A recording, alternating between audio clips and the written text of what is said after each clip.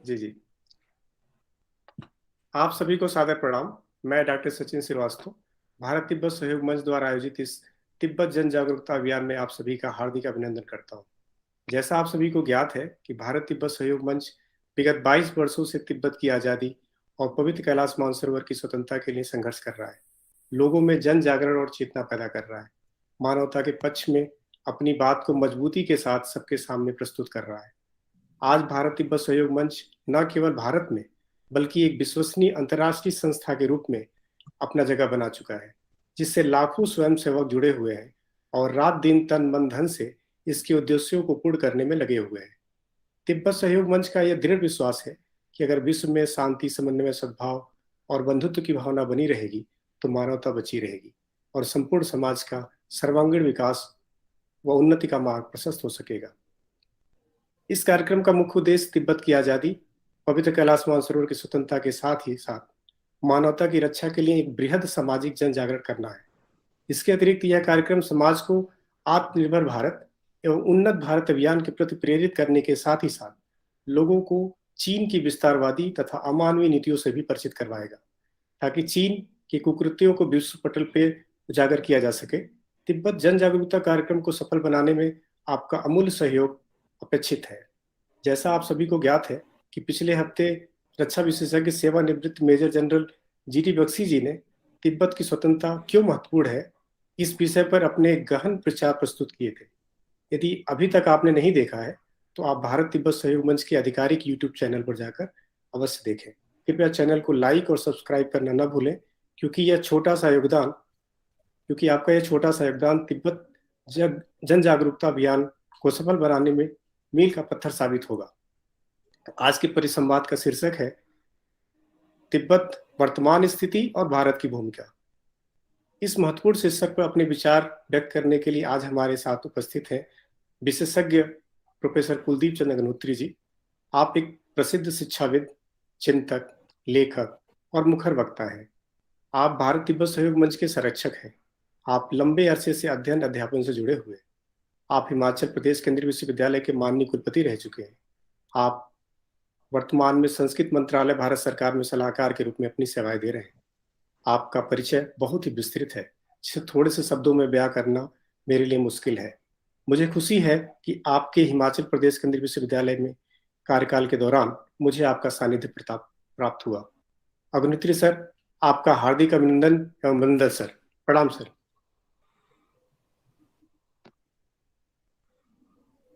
Sir, आपसे अनुरोध है कि आप अपने विचार प्रस्तुत करें।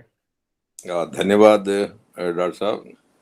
भाई, भारत तिब्बत सहयोग मंच की ओर से जो व्याख्यानमाला शुरू की गई है और ये बहुत ही अच्छा प्रयास है। जिन्होंने ये प्रयास किया है, मैं सभी का धन्यवाद करता हूँ। एक बहुत ही, जिसको कहना चाहिए, ऐसा विषय है जो समकालीन भी है और दूर तक जिसका असर पड़ेगा, ऐसा विषय है तिब्बत का। तिब्बत दरअसल हमारा पड़ोसी देश है, लेकिन पिछले कुछ दशकों से वो हमारा पड़ोसी देश डिसअपीयर हो गया, एक प्रकार से कहना चाहिए। कि वैसे तो डिसअपीयर नहीं हुआ, तिब्बत तो है ही, लेकिन तिब्बत के नाम से दुनिया के नक्शे से डिसअपीयर हो गया है। और किसी विद्वान ने कहा भी था कि जिस दिन तिब्बत डिसअपीयर हो जाएगा उस दिन भारत संकट में पड़ जाएगा। वर्तमान स्थिति क्या है तिब्बत की, इसको जानने के लिए हमें थोड़ा पीछे जाना पड़ेगा कि तिब्बत की आज़ादी से पहले स्थिति क्या थी और आज़ादी मिलने के बाद, आज़ादी से पहले यानी भारत की आज़ादी से पहले, और अंग्रेजों के चले जाने के बाद तिब्बत की क्या स्थिति रही, और पिछले लगभग 70 दशकों से तिब्बत को लेकर भारत सरकार की क्या नीति रही, और क्या अब भारत सरकार की नीति में कोई बदलाव आ रहा है तिब्बत को लेकर, जिससे लगे कि हमने अपनी पुरानी नीति को छोड़ दिया है और नई नीति अपनाई है। वैसे तो कहा जाता है कि भाई, जहाँ तक विदेश मामलों का संबंध है, सरकार कोई भी हो, विदेश मामलों में देश की नीतियां बहुत ज़्यादा बदलती नहीं, क्योंकि किसी भी देश के आंतरिक राजनीति या आंतरिक चीज़ें अलग अलग राजनीतिक दलों के लिए अलग अलग प्रकार की हो सकती है, लेकिन जहाँ तक विदेश नीति का संबंध है, जो देश के हितों का संबंध है, तो कोई भी पॉलिटिकल पार्टी हो, वो देश के हितों को दांव पर नहीं लगा सकती। इसलिए फॉरेन पॉलिसी जो है वो कंटिन्यूटी में चलती रहती है, आंतरिक राजनीति चाहे बदलती रहे। लेकिन तिब्बत को लेकर, क्योंकि तिब्बत का इशू सामान्य इशू नहीं है, अंग्रेजों के वक्त में जब अंग्रेजों का दुनिया भर में काफी दबदबा था, तो तिब्बत को लेकर उस वक्त भी विवाद ही चला रहता था। और अंग्रेजों को ये लगता था कि आप थोड़ा यदि दुनिया का नक्शा देखें कि रशिया जो है, जो रूस है, वो तिब्बत पर कब्जा करना चाहता है। तो अब रूस को कैसे रोका जाए, क्योंकि रूस कम्युनिस्ट देश था। अपने देश के जो वामपंथी हैं वो इसको अच्छी तरह जानते हैं। कम्युनिस्ट देश था रूस, तो ये जो एक प्रकार से आप कहिए ब्रिटिश साम्राज्यवादी थे, ये और चीजों में 50 में आपस में लड़ते भिड़ते होंगे, लेकिन जहां तक कम्युनिज्म का ताल्लुक था, ये सब कम्युनिज्म के खिलाफ थे। इनको लगता था कि यदि रशिया ने तिब्बत पर कब्जा कर लिया तो एक प्रकार से घेराबंदी, जो भारत की घेराबंदी हो जाएगी, और इसलिए किसी भी ढंग से तिब्बत पर रशिया का कब्जा नहीं होना चाहिए। जो हिस्ट्री के स्टूडेंट हैं, जो पॉलिटिकल साइंस के स्टूडेंट हैं, वो जानते हैं कि इसको ग्रेट गेम के नाम से जाना जाता था, और आजकल भी ग्रेट गेम ही चली हुई किसी न किसी नए रूप में, शब्द वही पुराना है। तो ब्रिटिश गवर्नमेंट ने क्या किया कि इसको कैसे रोका जाए, तो उसके दो ही तरीके थे, या तो तिब्बत पर कब्जे कर लिया जाए, या फिर तिब्बत को चीन के हवाले कर दिया जाए। फिर तिब्बत चीन का हो जाएगा तो फिर रशिया और चीन भिड़ेंगे आपस में। तो इस नीति को लेकर शायद ब्रिटिश गवर्नमेंट लंदन में कुछ सोचती थी, और उनके जो हिंदुस्तान में लोग थे शायद उनकी नीति कुछ और थी।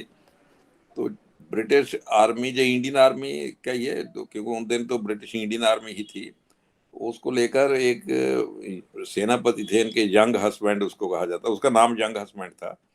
तो उसको शायद भेजा तो इसलिए ब्रिटिश गवर्नमेंट ने था कि थोड़ा जाकर तिब्बत पर दबाव डाला जाए, लेकिन वो थोड़ा ज़्यादा ही अग्रेसिव था।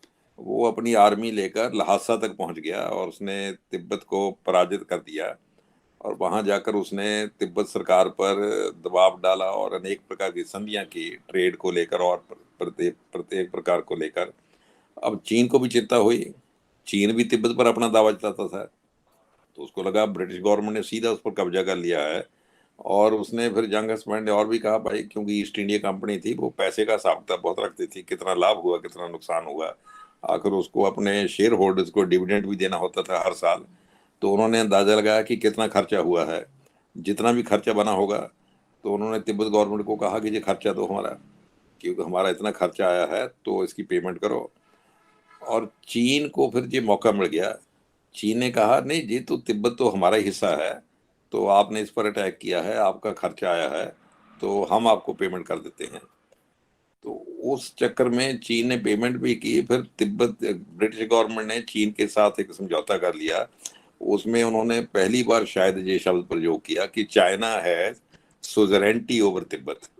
भाई आज तक सॉवरेंटी शब्द तो सुना था कि फलां देश सॉवरन देश है, या उसकी उस पर सॉवरेंटी है, तो उन्होंने एक नया शब्द कॉइन किया, सोजरेंटी। अब इसका अर्थ क्या है, हिंदी वाले तो बड़ी कोशिश करते हैं ट्रांसलेट करने की, बाकी भारतीय भाषाओं बड़े भी करते रहे, प्रैक्टिकली अंग्रेजों को भी क्लियर नहीं था कि इसका अर्थ क्या है। कई अंग्रेजों ने लिखा भी कि इस शब्द का क्या अर्थ है, जो क्लियर नहीं है, लेकिन हिंदी वालों ने फिर इसका ट्रांसलेशन किया अधिराजत्व, कि चीन का तिब्बत पर अधिराजत्व है।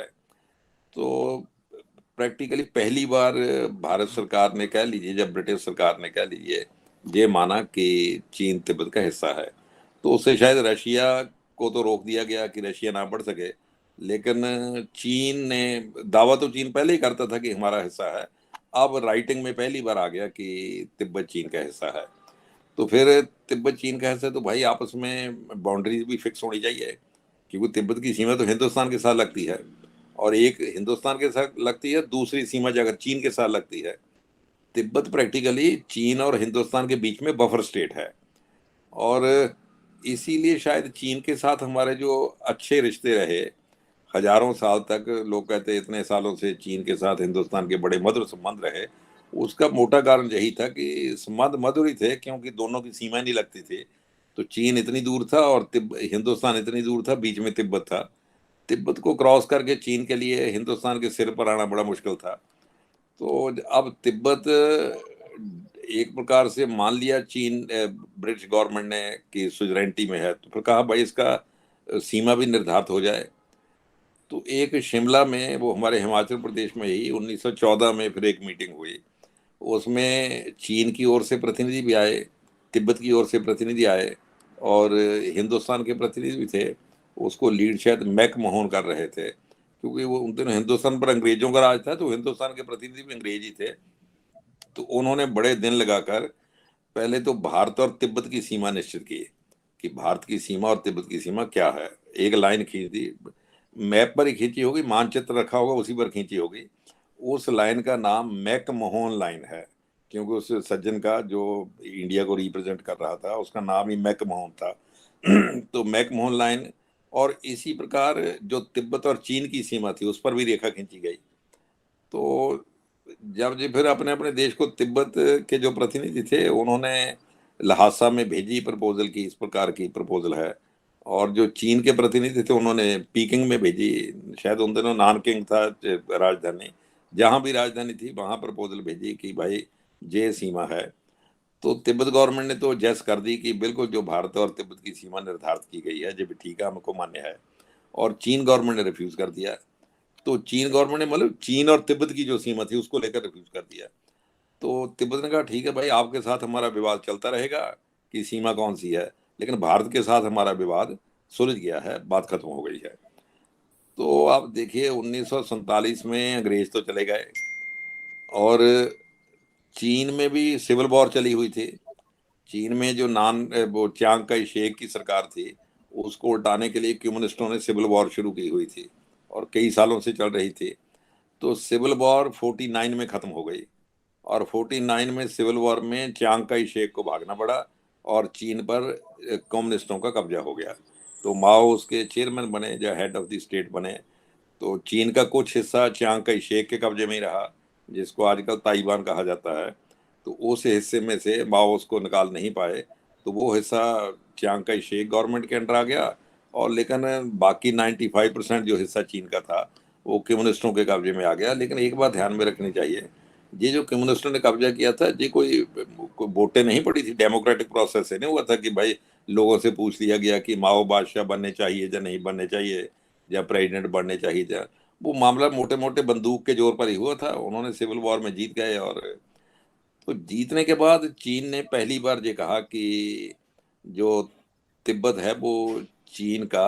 फिर तो सोवरेंटी बड़ा मामला भी खत्म कर दिया। उन्होंने तो कहा हमारा ही है, सॉवरेंटी है। उन्होंने सोवरेंटी की जगह सॉवरेंटी शब्द प्रयोग करना शुरू किया। और इंडिया का स्टैंड यही था कि ये मैकमोहन लाइन जो है वो हमारी सीमा है। तो अब भाई मामला, क्योंकि अब तो फिर चीन तिब्बत को अपना मान रहा था, तो चीन ने तिब्बत पर अटैक ही कर दिया अपनी साइड से। तो उनकी आर्मी ने कुछ इलाका वहाँ का जीत लिया, और तिब्बत गवर्नमेंट को कहा कि भाई आप फिर या तो बातचीत से मानो इस बात को कि तिब्बत चीन कैसा है, नहीं हमारी आर्मी तो फिर आ ही रही है। तिब्बत गवर्नमेंट ने उस वक्त हिंदुस्तान के साथ संपर्क किया कि भाई ये चीन बड़े बढ़ते आ रहे हैं और आपकी सीमा हमारे साथ लगती है, तो आप हमारी मदद कीजिए। तो पंडित जवाहरलाल नेहरू, देखिए मैं, I will not accuse Nehru कि उसने क्या किया क्या नहीं किया। शायद या तो वो चीन की मंशा को नहीं समझ पाए, या तिब्बत की इंपॉर्टेंस को नहीं समझ पाए। तो मोटी किताबें तो उन्होंने बड़ी मोटी मोटी लिखी हुई हैं, glimpse of world history, discovery of India, ऐसी हिस्ट्री के जानकारी थे। लेकिन चीन की मानसिकता को शायद वो समझ नहीं पाए। उन्होंने भी डायरेक्ट इनडायरेक्ट ये कहना शुरू कर दिया कि तिब्बत चीन का हिस्सा है। और शब्द एग्जैक्ट शायद नहीं थे, लेकिन भाव मोटे तौर पर यही था। लेकिन नेहरू तो उससे भी एक स्टेप आगे चले गए। तिब्बत में इंडिया का दूतावास था, तो उसको दूतावास एग्जैक्ट शब्द तो नहीं कहा जाता था, इंडिया ऑफिस जो इस प्रकार का शब्द था। तो चीन ने कहा भाई तिब्बत तो चीन का हिस्सा है, तो जहाँ दूतावास क्या काम कर रहा है। तो भारत सरकार ने गोलमोल जवाब दिया, तभी बाढ़ आ गई वहां, वो दूतावास बह गया बाढ़ में। तो भारत सरकार ने बहुत कहा कि हमें नई बिल्डिंग बनाने की अनुमति दी जाए। उन्होंने कहा दूतावास की जरूरत ही नहीं है, तिब्बत तो चीन का हिस्सा है, आपका पीकिंग में दूतावास तो है ही, तो इसलिए बाकी देश में दूतावास अलग अलग प्रांतों में थोड़ा हो सकते हैं।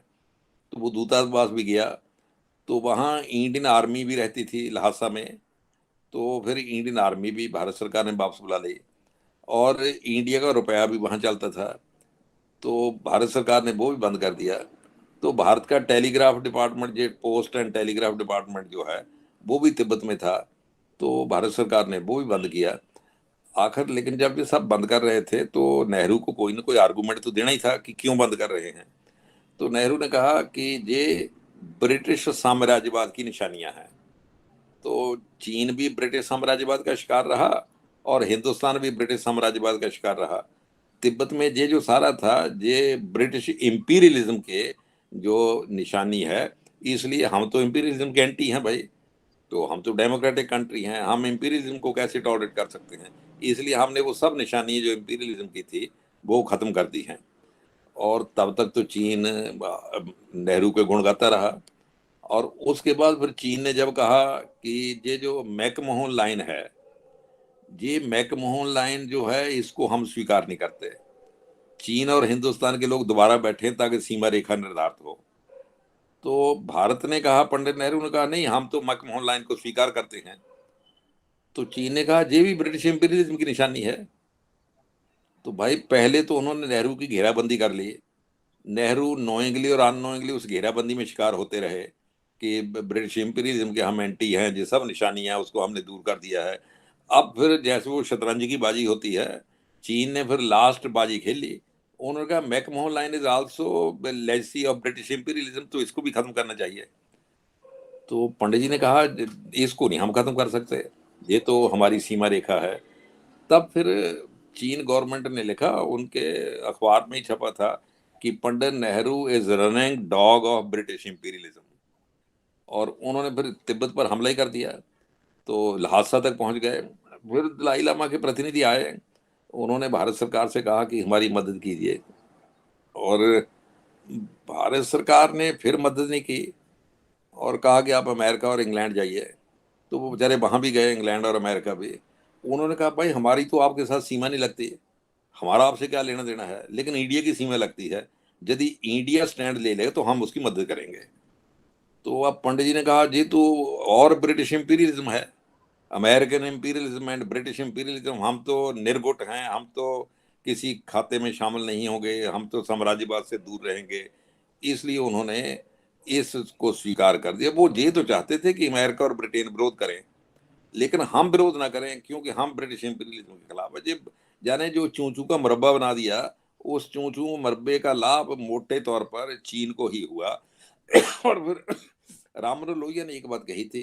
राममनोहर लोहिया ने कहा भाई ये मैकमोहन लाइन जो है, जिसको जो ब्रिटिश इंपीरियलिज्म कह रहे हैं, that is not legacy of British imperialism. Tibet की हिंदुस्तान के साथ ये नेचुरल बाउंड्री है। मैकमोहन ने तो केवल उसको स्वीकार किया है। The boundary was not created by McMahon, it is naturally boundary between Tibet and India. McMahon ने केवल इतना ही किया कि उसको रिकॉग्नाइज कर लिया है। तो इसलिए ये कहना, तो राममनोहर लोहिया तो एक और बात भी कहते थे। वो कहते भाई ये कैलाश मानसरोवर है, ये भारतीयों का सबसे बड़ा तीर्थ है और सब भारतीय वहां जाते हैं। कोई दुनिया का मुल्क मुझे ऐसा बताओ जो अपना सबसे बड़ा तीर्थ किसी दूसरे देश में बनाएगा जाकर। तो भाई यदि तिब्बत चीन का हिस्सा होता तो हिंदुस्तान ने चीन में जाकर थोड़ा इतना बड़ा तीर्थ स्थान बनाना था कि कैलाश मानसरोवर है, वहां शिव रहते हैं, ऐसा है। तो इसलिए ये सारा जो सीमा रेखा तय हुई है, ये natural boundary of Tibet and India है। पर चीन ने इस बात को नहीं स्वीकार किया और नेहरू पहले एक प्रकार से कहना चाहिए कि झुकते रहे, और अंत में फिर चीन ने हमला ही कर दिया तिब्बत पर। और हमला कर दिया तो फिर दलाई लामा हिंदुस्तान में आए। और अब नेहरू दलाई लामा को शरण देने से तो इनकार नहीं कर सकते थे, क्योंकि देखिए दो बातें, भारतीय लोग तिब्बत के पक्ष में थे लेकिन भारतीय सरकार तिब्बत के अगेंस्ट थी। कई बार विदेश नीति में क्या होता है कि सरकारें एक दूसरे के एंटी होती हैं लेकिन लोगों का आपस में बड़ा अच्छा संबंध होता है। जैसे जी सेंट्रल एशिया भाई, सेंट्रल एशिया में वहां से सब हमलावर हिंदुस्तान में आए। ये बाबर आया, वो महमूद गजनबी आया, ये लोधी आए, मोदी आए, पता नहीं कितने लोग आए, वहां से हमला किया, जीता। लेकिन सेंट्रल एशिया के देशों के साथ हिंदुस्तान के लोगों के संबंध बड़े अच्छे हैं। सेंट्रल एशिया के देश अभी भी हिंदुस्तान को बहुत अच्छा मानते हैं, बहुत बढ़िया मानते हैं। तो मेरा ये कहने का भाव ये है कि तिब्बत और भारतीयों के आपसी संबंध तो बहुत अच्छे थे, क्योंकि हर तिब्बती की जीवन में एक ही इच्छा रहती है कि किसी प्रकार गया जी जाकर आए, किसी प्रकार कुशीनगर जाकर आए, किसी प्रकार सारनाथ जाकर आए। तो हर तिब्बती इंडिया को अपना मतलब एक बड़ा दूसरा घर मानता है। तो तिब्बतियों के संबंध तो हिंदुस्तानियों से अच्छे थे, लेकिन सरकार के संबंध बिगड़ गए थे। अब यदि नेहरू दलाई लामा को शरण देने से इनकार करते, तो आप समझिए कि पूरा ये जो भारतीय लोग हैं उनमें रिएक्शन होता। केवल उन्हीं में रिएक्शन नहीं होता, बर्मा में रिएक्शन होता, वियतनाम में रिएक्शन होता, लाओस में रिएक्शन होता, कोरिया में रिएक्शन होता, जहाँ बौद्ध रहते हैं वो बुद्ध मत को मानते हैं। तो इसलिए पंडित जी को दलाई लामा को शरण देनी पड़ी।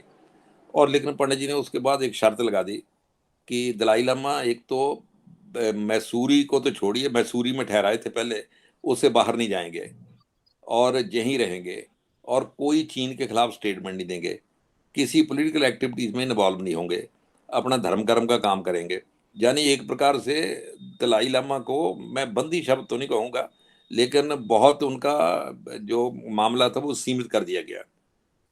लेकिन भाई जब 62 में चीन ने हिंदुस्तान पर ही हमला कर दिया, तो फिर पंडित जी को लगा कि हमने तिब्बत के मामले में, यदि तिब्बत पर चीन का कब्जा ना होता तो चीन 62 में हिंदुस्तान पर हमला कर ही नहीं सकता था, क्योंकि चीन दूर था, हिंदुस्तान दूर था। लेकिन जब वो हमारे सिर पर आ गया तो उसको हमला करने का मौका मिल गया। ये जी दलाई जी। लामा ने शायद पहले भी कहा था कि भाई आपका चीन से अच्छा रिश्ता तभी तक है जब तक वो आपसे दूर है और हम बीच में हैं। जिस दिन आपने हमें निपटा दिया तो चीन आपको पकड़ लेगा। तो ये शायद कुछ लोगों ने भी कहा कि नेहरू तिब्बत की बलि देकर चीन को प्रसन्न करना चाहते थे, लेकिन उन्होंने ये कहा कि वो ये भूल गए कि जिसको बलि लेने की आदत पड़ जाती है वो एक बलि के बाद दूसरी बलि लेता है, दूसरा नंबर हिंदुस्तान का लगेगा। तो 62 में चीन ने हिंदुस्तान पर हमला कर दिया। तब नेहरू ने अपनी नीति बदली और एक तो दलाई लामा को वो जो उस प्रकार की रिस्ट्रिक्शंस थी वो खत्म की, और उनको भारत में घूमने की अनुमति भी दी, और फिर तो बाहर के देशों में जाने की अनुमति भी दी। शायद पर्पज यही था कि जब बाहर के देशों में जाकर चीन के खिलाफ जो बोलेंगे तो भारत का पक्ष रखेंगे। और फिर तिब्बतन गवर्नमेंट इन एग्जाइल, जिसका एग्जैक्ट शब्द तो गवर्नमेंट इन एग्जाइल नहीं था, तिब्बतन सेंट्रल एडमिनिस्ट्रेशन CTA कहा गया कि ये दलाई लामा का सेंट्रल एडमिनिस्ट्रेशन है, उसको धर्मशाला में काम करने की अनुमति दी गई। और एक प्रकार से शब्द चाहे CTA है, लेकिन that is totally working like a government. उसमें इलेक्शन होते हैं, पार्लियामेंट है, वोटें पड़ती हैं, इसी प्रकार उनका सुप्रीम कोर्ट है, इसी प्रकार उनका रेवेन्यू डिपार्टमेंट है, फिर पूरा मंत्रालय है, जो शिक्षा मंत्रालय है, जो होम मिनिस्ट्री है, जो विदेश मंत्रालय है, यानी जिस प्रकार सरकार काम करती है तो उस प्रकार से उनको सरकार को काम करने की अनुमति दी गई। लेकिन इसके बावजूद भी भारत सरकार की नीति मोटे तौर पर यही रही कि तिब्बत चीन का अंदरूनी मामला है, भारत उसमें दखलंदाजी नहीं करेगा। और 54 में तो भारत सरकार की और चीन सरकार की एक संधि हो गई। उस संबंध में लिखा हुआ Tibet is an autonomous part of China. तो ये भारत सरकार ने ऑफिशियली स्वीकार किया 54 में कि तिब्बत भारत इसका चीन का ऑटोनॉमस हिस्सा है। और अब प्रश्न ये है कि अभी क्या स्थिति है। अब भारत की नीति कुछ बदली है या भारत की नीति वही है। देखिए, कूटनीति में बहुत सी बातें संकेतों से दी जाती हैं। मतलब कूटनीति में ऐसा, यदि मान लीजिए हम किसी देश के खिलाफ भी हैं तो ओपनली कोई नहीं कहेगा कि हम उस देश के खिलाफ हैं, उसको संकेतों से कहा जाता है। जारज साहब ने एक बार कर दिया था भाई, जब जॉर्ज फर्नांडिस विदेश मंत्री बने थे तो उन्होंने स्टेटमेंट दे दी थी, China is our enemy number 1, कि चीन हमारा दुश्मन नंबर 1 है। तो उसको लेकर बाद में थोड़ी अमेंडमेंट भी की, क्योंकि कूटनीति में या डिप्लोमेसी में जो शब्द हैं तो कहना चाहिए तो we have to read between the lines. Diplomacy में भाषा और शब्द जो होते हैं उनका वो अर्थ नहीं होता जो लिखा होता है, और उसका असली अर्थ क्या है उसको रीड करना पड़ता है। चाहे तभी शायद ये अंग्रेजी मुहावरा बना होगा, one should be competent to read between the lines. तो डिप्लोमेसी में तो one should be extra competent to read between the lines. यदि जी वो जी। नहीं पढ़ सकेंगे तो अर्थ नहीं स्पष्ट होंगे। तो अब भारत सरकार की नीति क्या बदली है, नंबर एक। नंबर दो, जो बदली है क्या वो इतनी बिल्कुल सामने दिखाई देती है कि we shouldn't have to read between the line, साफ साफ ही कहा जा रहा है। तो डिप्लोमेसी में साफ साफ कुछ नहीं कहा जाता। जैसे मैंने कहा डिप्लोमेसी में संकेतों की भाषा होती है। अब दो तीन संकेत ऐसे मिले हैं जिससे लगता है कि भारत सरकार की नीति बदली है। पहला संकेत तो 2014 में जब अपने क्या नाम नरेंद्र मोदी जी ने शपथ ग्रहण करनी थी इसकी प्रधानमंत्री पद की, तो वो सार्वजनिक फंक्शन था। अदरवाइज पहले तो राष्ट्रपति भवन में शपथ ग्रहण की जाती है, लेकिन नरेंद्र मोदी जी का कार्यक्रम हुआ था सार्वजनिक रूप से, बहुत बड़ी सभा थी एक प्रकार से, उसमें बहुत लोगों को बुलाया गया था। उसमें 5-6 देशों के राष्ट्राध्यक्ष भी बुलाए गए थे, कुछ पाकिस्तान के भी और दूसरे भी आए भी थे। तो उसमें एक invitation letter Tibetan government in exile को भी पहुंचा था। और ये पहली बार था कि भारत के प्रधानमंत्री की शपथ ग्रहण समारोह में जहां 5-6 देशों के राष्ट्राध्यक्ष बुलाए गए हैं, तो वैसा ही invitation Tibetan government in exile के जो प्रधानमंत्री थे, उन दिनों प्रधानमंत्री डॉक्टर लोबजंग सांगे थे, तो उनको भी लेटर पहुंचा कि इस प्रकार से प्रधानमंत्री शपथ ग्रहण समारोह इस डेट को इतने बजे रखा हुआ है, आप उसमें सादर आमंत्रित हैं। तो लोब्जन सांगे के लिए तो it was a rather surprising thing कि इस पब्लिक फंक्शन में, नहीं तो कई बार होता है कि लोग मिलते भी रहते हैं। जैसे अमेरिका के राष्ट्रपति थे, वो जब दलाई लामा जी से मिलते थे तो वो क्या अखबार में स्टेटमेंट आती थी कि प्रधान अमेरिका के राष्ट्रपति अचानक किसी काम के लिए उपराष्ट्रपति के दफ्तर में पहुंचे, तो उनका अमेरिका का ही जो उपराष्ट्रपति है, वहां दलाई लामा भी बैठे थे। तो राष्ट्रपति की फिर दलाई लामा से भेंट हो गई, जाने की कोई प्रोग्राम नहीं था, लेकिन अचानक वो गए उपराष्ट्रपति के दफ्तर में, वहां दलाई लामा भी बैठे थे, बातचीत कर रहे थे, तो राष्ट्रपति फिर उनसे भी मिल लिए। जाने अमेरिका गवर्नमेंट भी चीन को मैसेज डायरेक्ट नहीं कहती थी कि हमारा राष्ट्रपति दलाई लामा जी से मिला। तो लेकिन जब लोब्जन सांगे को लेटर आया, वो तो मामला फिर डायरेक्ट बड़ा ही था कि जहां बाकी देशों के राष्ट्राध्यक्षों को लेटर गया था कि आप सादर आमंत्रित हैं, वही चिट्ठी तिब्बतन गवर्नमेंट एग्जाइल के राष्ट्राध्यक्ष को भी पहुंची जो प्राइम मिनिस्टर थे कि आप सादर आमंत्रित हैं। तो उसने कहा कि मेरे लिए बड़ी सरप्राइजिंग थिंग थी, लेकिन खैर वो गया। उसने लिखा हुआ बाद में, उसने सोचा मैंने उसने लिखा हो कि मैंने सोचा कि इतनी वहां भीड़ होगी, कहीं मुझे पीछे बिठा दिया जाएगा ताकि भारत सरकार को कहने को भी हो जाए कि हमने तिब्बत के प्रधानमंत्री को बुलाया था और किसी को पता भी ना चले।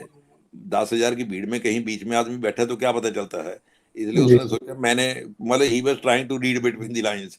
उसने कहा मैंने इसका अर्थ ये लिया कि मुझे बिठा दिया जाएगा और कागजों में आ भी जाएगा और किसी को बहुत ज्यादा चर्चा भी नहीं होगी।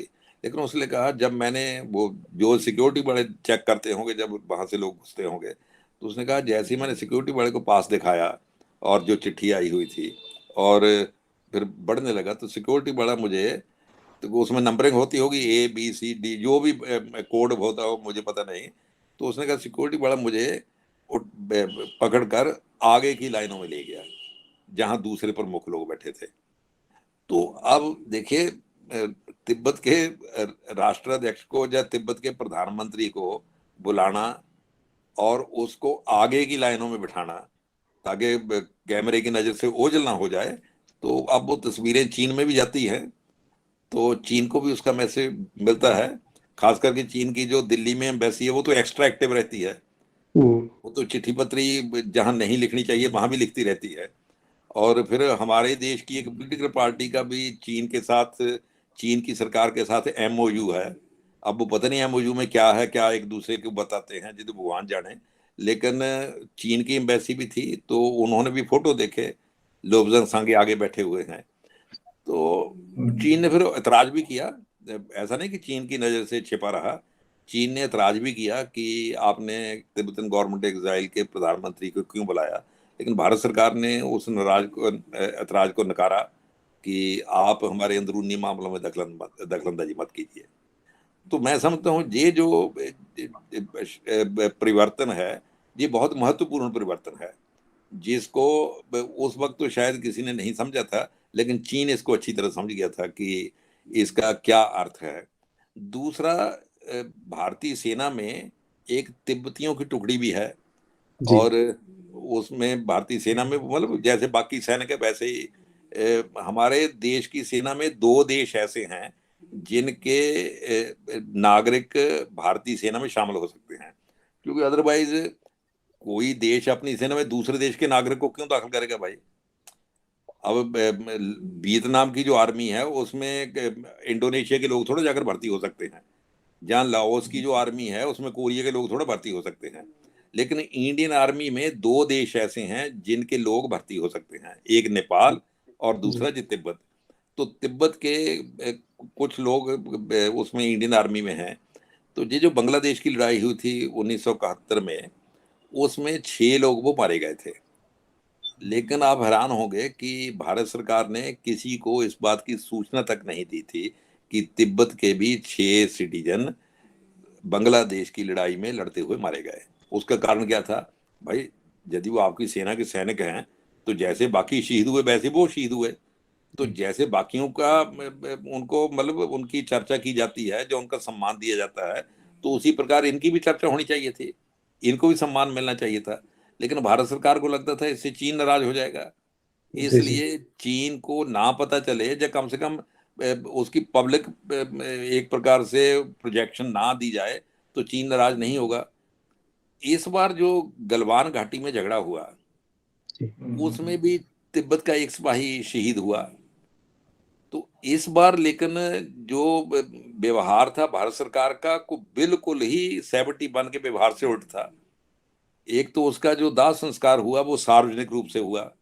जैसे भारतीय सैनिक जो वहां शहीद हुए, हर एक का बॉडी गई, उसके गांव गई, उसको टीवी चैनल कवर करते थे, कैसे मिलिट्री वालों ने सैल्यूट किया, जो भी प्रोटोकॉल है सारा उस प्रकार से।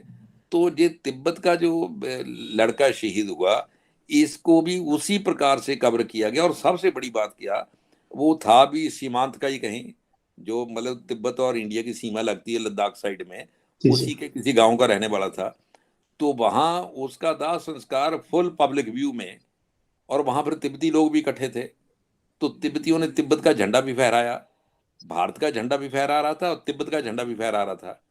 इंडियन मिलिट्री सलामी दे रही थी, क्योंकि इंडियन मिलिट्री का वो आदमी था, तो इसलिए तो उसमें तिब्बत की आज़ादी, भारत की सुरक्षा के नारे भी लगे। और वो बिल्कुल मतलब जो तिब्बत की सीमा है, जिसको आजकल चीन अपनी सीमा बताता है, उसके ऊपर खड़े होकर हुआ। तो ये भी मैं समझता हूँ एक प्रकार से तिब्बत के प्रति भारतीय नीति के परिवर्तन का संकेत है। तो अब आपने कहा कि भाई वर्तमान स्थिति क्या है, जी तो मुझे लगता है वर्तमान स्थिति में तिब्बत को लेकर भारत का एक प्रकार से कहना चाहिए कूटनीतिक भाषा बदल रही है। मैं ये तो नहीं कहता कि भारत सरकार कोई बड़े भाषण करेगी कि तिब्बत को हमने ये कर दिया है, वो कर दीजिए, ऐसा करेंगे वैसा करेंगे। लेकिन जैसे मैंने शुरू में कहा कि नीति परिवर्तन के संकेत कूटनीतिक भाषा में दिए जाते हैं, और भारत सरकार ने कूटनीतिक भाषा में नीति परिवर्तन के संकेत देने शुरू कर दिए हैं। जी और इस ये भी आप समझ सकते हैं कि हमने central university of Himachal Pradesh में तिब्बतन स्टडी डिपार्टमेंट शुरू किया है। जी जी जी तो ये तिब्बतन स्टडी डिपार्टमेंट बुद्धिज्म को स्टडी करने के लिए नहीं है, बुद्धिज्म को स्टडी करने के हम्म, तो अलग डिपार्टमेंट है। जी जी तिब्बत की सरकार जी, जो संत तिब्बत के लोग जो आज़ादी की लड़ाई लड़ रहे हैं, किस प्रकार लड़ रहे हैं, चीन उनका दमन कैसे कर रहा है, तिब्बत की हिस्ट्री क्या है, चीन के साथ उनके झगड़े क्या हैं, चीन और तिब्बत एक दूसरे को कैसे फेस कर रहे हैं। तिब्बत जैसे हिंदुस्तान आज़ादी की लड़ाई लड़ रहा था, उसी प्रकार तिब्बत आज़ादी की लड़ाई लड़ रहा है, और कितनी सफलता मिल रही है, कितनी सफलता मिल रही है, चीन कौन से हथकंडे अपना रहा है। ये सारी चीज़ों पर अध्ययन करने के लिए ही ये डिपार्टमेंट खोला गया है। तो कुछ और यूनिवर्सिटियां भी इस दृष्टि से काम कर रही हैं। तो मेरा कहने का जी जी जी अभिप्राय मोटे तौर पर यह है कि भारत सरकार की जो तिब्बत के प्रति नीति है, उसने क्रियात्मक स्तर पर और कूटनीतिक स्तर पर परिवर्तन दिखाई देने लगे हैं, और शायद उसका अच्छा नतीजा भी आएगा ही। एक दूसरा परिवर्तन जो देखा जा सकता है, उदाहरण के लिए ये जो तिब्बत के साथ हिंदुस्तान की जितनी सीमा लगती है, जिसको चीन तो भारत चीन सीमा कहता है, और अब हमारा मीडिया भी बहुत ज्यादा भारत चीन सीमा लिखता है। लेकिन जी जी अब भारत सरकार ने भी और कुछ मीडिया ने भी जिसको कहना चाहिए पूरे ध्यान पूर्वक इसको भारत तिब्बत सीमा लिखना शुरू किया हुआ है। वैसे तो भारत सरकार ने भी अरसा पहले आईटीबीपी स्थापित कर दी थी, इंडो तिब्बतन हम्म, बॉर्डर फोर्स, कि तब चीन ने एतराज भी किया था कि भाई आप इंडो चाइना बॉर्डर फोर्स तो बना सकते हो कि हिंदुस्तान और चीन की सीमा की रक्षा के लिए, लेकिन आप इंडो तिब्बतन लिखते हो तो, लेकिन भारत सरकार ने तब भी उस एतराज को नकार दिया था। तो इनडायरेक्टली भारत सरकार ने आईटीबीपी जो बनाई थी अरसा पहले, वो भी एक प्रकार से चीन को संकेत ही था कि हम तिब्बत को स्वतंत्र देश स्वीकार करते हैं। अभी भी कहीं कहीं इस प्रकार के संकेत मिलने शुरू हुए हैं। तो कुल मिलाकर ये दूसरी बात जो मैं सीमा की कर रहा था, अभी तक भारत सरकार की नीति क्या रही थी कि सीमा से 40-50 किलोमीटर तक डेवलपमेंट ना की जाए। तो डेवलपमेंट, अब अरुणाचल प्रदेश चले जाइए और वहाँ जो तिब्बत के साथ सीमा लगती है, दूर दूर तक ना कोई स्कूल है, ना कोई हॉस्पिटल है, ना कुछ लेना ना देना, ना सड़कें हैं, बहुत बुरी हालत है।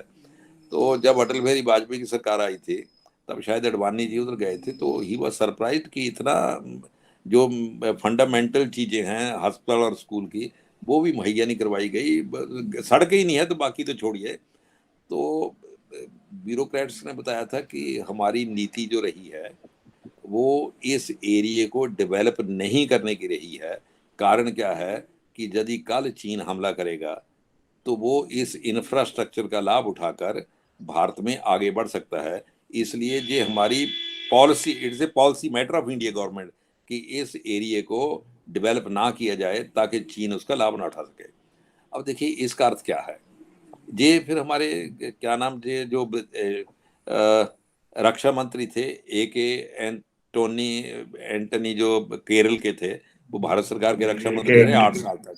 उन्होंने संसद में ये कहा कि ये जो नेग्लिजेंस ऑफ डेवलपमेंट है, ये ऐसा नहीं कि हमें पता नहीं है, लेकिन it is policy of India government कि ये डेवलप नहीं करना है ताकि चीन इसका लाभ न उठा सके। अब देखिए इसको, ये पॉलिसी को आप डिकोडिफाई कैसे करेंगे।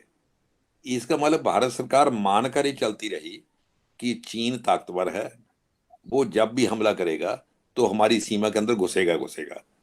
लेकिन चीन जो है उसने बिल्कुल सीमा पर इतनी सड़कें बना दी हैं, इतनी जी डेवलपमेंट कर ली है, उसने तो गोरमो से लेकर लहासा तक रेलवे लाइन ही बिछा दी है। जी और वो रेलवे लाइन अब नेपाल और भारत की सीमा तक ला रहा है और सड़कें बना रहा है। अब देखिए एक प्रश्न पैदा होता है कि चीन तो डेवलपमेंट कर रहा है, तो चीन के मन में डर क्यों नहीं है कि यदि कल लड़ाई हो जाए तो भारत की सेना इस इंफ्रास्ट्रक्चर का लाभ उठाकर अंदर तक आ सकती है। भारत सरकार के मन में डर क्यों है कि यदि हमने डेवलपमेंट कर दी तो चीन की सेना अंदर घुस आएगी और उसका लाभ उठाएगी। इसका अर्थ है मेंटेलिटी ऑफ डिफीटिज्म, कि भारत सरकार मानसिक रूप से ही पराजित अनुभव कर रही है। ये बहुत खतरनाक, किसी देश की रक्षा के लिए यदि सरकार की मानसिकता ऐसी हो जाए तो आप समझ लीजिए उस देश की सुरक्षा खतरे में पड़ जाती है। जी और ये हमने एक बार प्रश्न एक आर्मी चीफ जो रिटायर हो गए थे उनसे भी किया था। मैंने उनसे पूछा था, एक हमारा कार्यक्रम था, मैंने कहा एक बात समझ नहीं आती, जब पाकिस्तान की कोई बात आती है सब लोग जोश में आते हैं, जी इसको मारना चाहिए, सबक सिखाना चाहिए, ये करना चाहिए, वो करना चाहिए, पाकिस्तान की हिम्मत कैसे हो गई ऐसा करने की। लेकिन जब चीन की बात आती है तो दिल्ली में किसी से भी पूछ लो और जितने जी इंटेलेक्चुअल हब के लोग हैं किसी से बात करो, वो क्या कहते हैं कि नेगोशिएट करना चाहिए, मेज पर बैठकर बातचीत कर लेना चाहिए, लड़ाई से कोई मसले सुलझते थोड़ा हैं, तो आपस में बातचीत से निपटारा होगा। तो पाकिस्तान की बात आती तो डंडा चलाना चाहिए और चीन की बात आती है तो बातचीत करनी चाहिए। ये एक ही व्यक्ति दोहरी भाषा कैसे बोलता है। यानी वही व्यक्ति कहता है पाकिस्तान को गोली से निपटना चाहिए और चीन को नेगोशिएट से निपटना चाहिए, नेगोशिएशन से। तो एक ही व्यक्ति एक ही समय पर दो देशों को लेकर, जो दोनों शत्रु देश हैं, उनके लिए अलग अलग भाषा का प्रयोग क्यों करता है। तो उसने मुझे कहा कि भाई देखिए एक बात है, 62 में पाकिस्तान को तो कहा हमने 3 बार हराया हुआ है, तो इसलिए पाकिस्तान को लेकर हमारा जो मनोविज्ञान है वो बड़ा जोश में रहता है कि इसको हम हरा सकते हैं। लेकिन चीन ने 62 में हमें हरा दिया था, इसलिए चीन को लेकर जो हमारी मानसिकता है वो एक प्रकार से प्राजावादी हो गई है। और अब आर्मी की तो शायद इतनी प्राजावादी नहीं है, क्योंकि आर्मी बड़े तो बाद में एनालिसिस करते हैं ना किन कारणों से हारे, और उन कारणों को रिमूव करने की कोशिश करते हैं।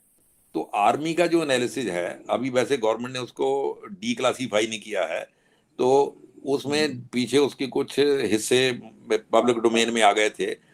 उसमें आर्मी के एनालिसिस में मोटे तौर पर यही है कि आर्मी कहीं भी पराजित नहीं हो रही थी, लेकिन गवर्नमेंट को जो लॉजिस्टिक सपोर्ट देनी थी वो दे नहीं सकी। तो मतलब गवर्नमेंट की प्रिपेयर्डनेस के मामले में गड़बड़ी थी, आर्मी की कोई गड़बड़ी नहीं थी। तो अब गवर्नमेंट डिफीटेड मानसिकता की थी। 62 के बाद उसमें वो और बीमारी घर कर गई कि भाई चीन तो ताकतवर है, वो हमें हराएगा, इसलिए डेवलपमेंट मत करो, सड़कें मत बनाओ, यदि वो आ गया। लेकिन आर्मी की मानसिकता डिफीटेड नहीं थी। इसलिए अभी पीछे किसी की किताब में, आर्मी के आदमी की, उसने कहा आई एम रियली सरप्राइजिंग कि 62 को तो इतना हाईलाइट किया जा रहा है, जबकि 18 दिन की लड़ाई हुई। 67 को बिल्कुल गवर्नमेंट ने छिपा ही दिया।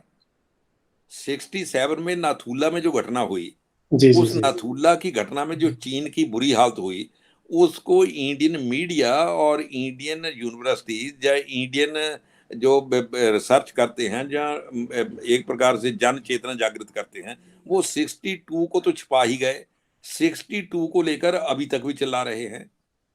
तो 67 में नाथुला में इंडियन आर्मी ने, 4 साल बाद ही 62 में लड़ाई हुई, 67 में नाथुला की घटना हुई। नाथुला में मतलब इंडियन आर्मी ने लगभग 400 चीनी मार दिए और उससे ज्यादा उनके फट्टड़ हुए। इंडिया के केवल 80 आदमी शहीद हुए उसमें।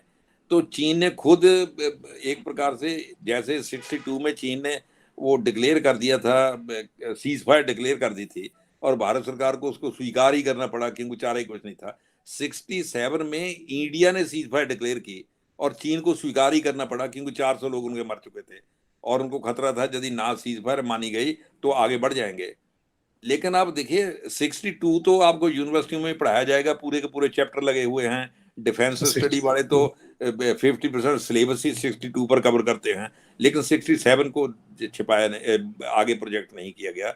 इसका कारण भारतीय सरकार की जो मानसिकता थी तिब्बत को लेकर या चीन को लेकर, वो पराजयवादी मानसिकता थी।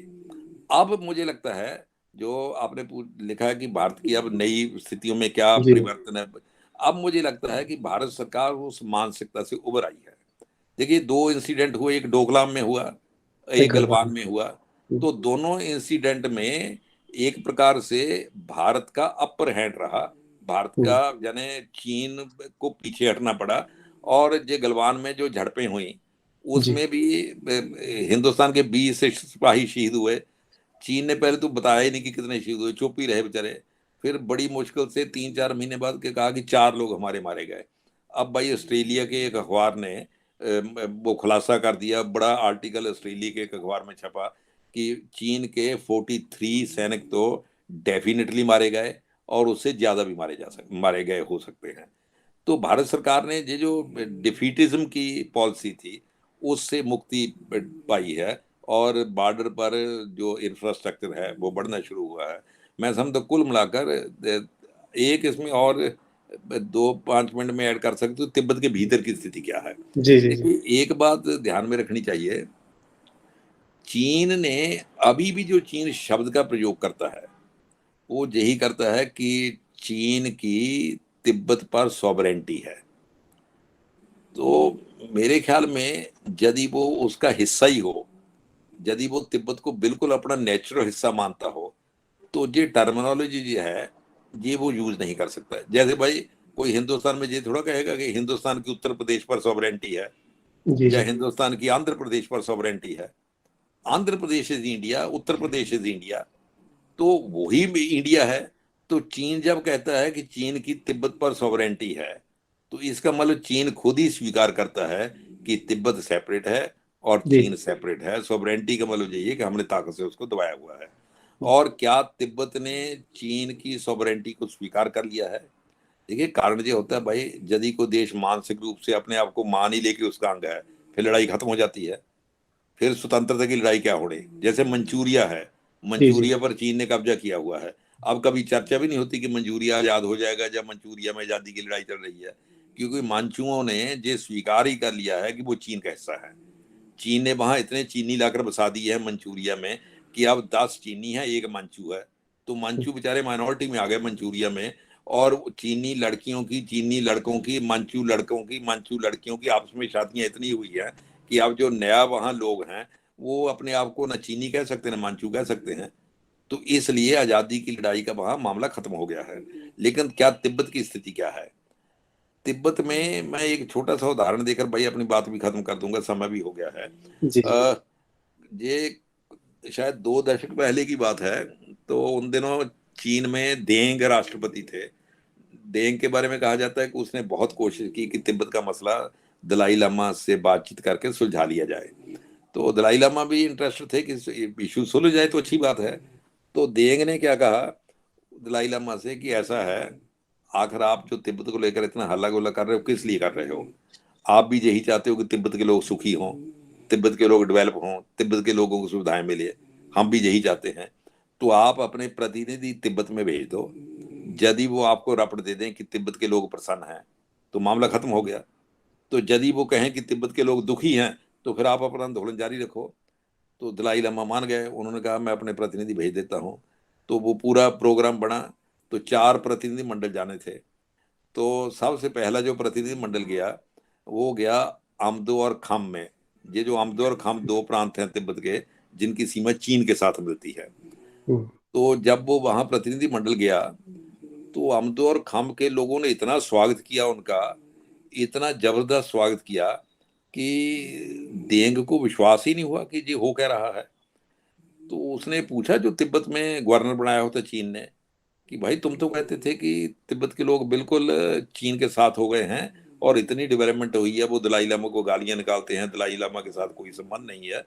जी आमदो और खाम के लोग तो ऐसे निकल आए।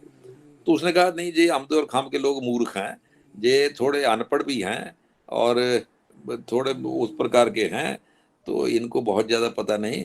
लेकिन ये उधर लहासा साइड में जब जाएंगे ना तब लोग इनके विरोध करेंगे कि हम आपको नहीं मानते दलाई लामा को। तो उसने को सोचा ऐसा होगा। तो दूसरा प्रतिनिधि मंडल या शायद तीसरा उसने लहासा जाना था। उसमें दलाई लामा के ब्रदर भी थे प्रतिनिधि मंडल में। तो चीन गवर्नमेंट ने लहासा में पोस्टर लगवाए बड़े बड़े कि दलाई लामा का प्रतिनिधि मंडल आ रहा है, वो हमारे सम्मानित अतिथि हैं, उनका सम्मान करना हमारी तिब्बतियों की ड्यूटी है।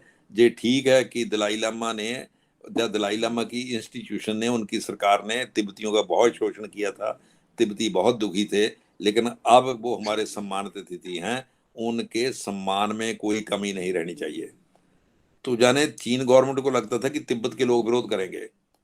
जी जी। लेकिन आप हैरान होंगे कि जब वो लोग वहां गए तो दलाई लामा के भाई ने किसी नाई से कटिंग करवानी थी।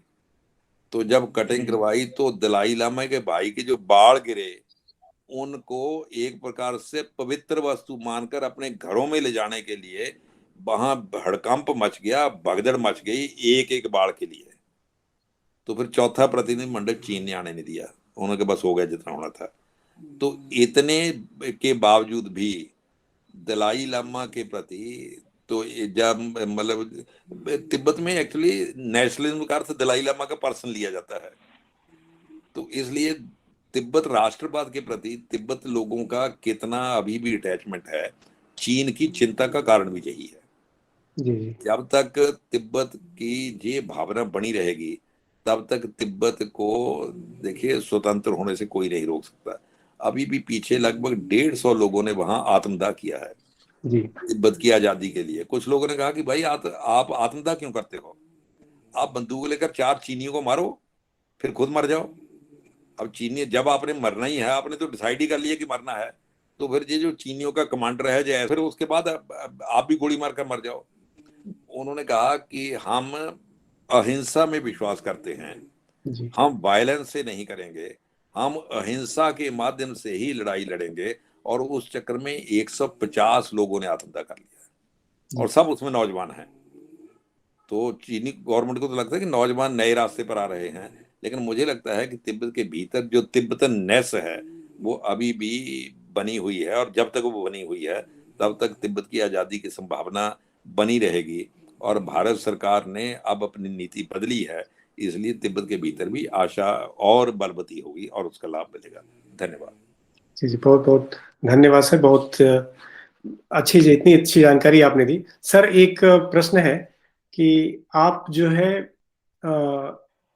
आज की युवा पीढ़ी को तिब्बत के बारे में क्या संदेश देना चाहेंगे सर? नहीं नहीं भाई, संदेश तो मैंने, सचिन जी क्या देना भाई, मेरा तो मोटा ये कहना है कि भारत और तिब्बत के रिश्ते बहुत पुराने हैं। जी जी और जैसे देखिए बाकी देशों के लिए, अमेरिका के लिए, ब्रिटेन के लिए या दूसरे देशों के लिए तिब्बत एक पॉलिटिकल प्रश्न हो सकता है। जी जी। हिंदुस्तान के लिए Tibet is not a political प्रश्न। हिंदुस्तान का तो तिब्बत के साथ उसी पर का रिश्ता है जैसे हाड़ और मांस का रिश्ता होता है। यदि तिब्बत डिफीट होता है, जी जब तिब्बत की हार होती है, पराजय होती है, तो आप समझ लीजिए भारतीय संस्कृति की हार है।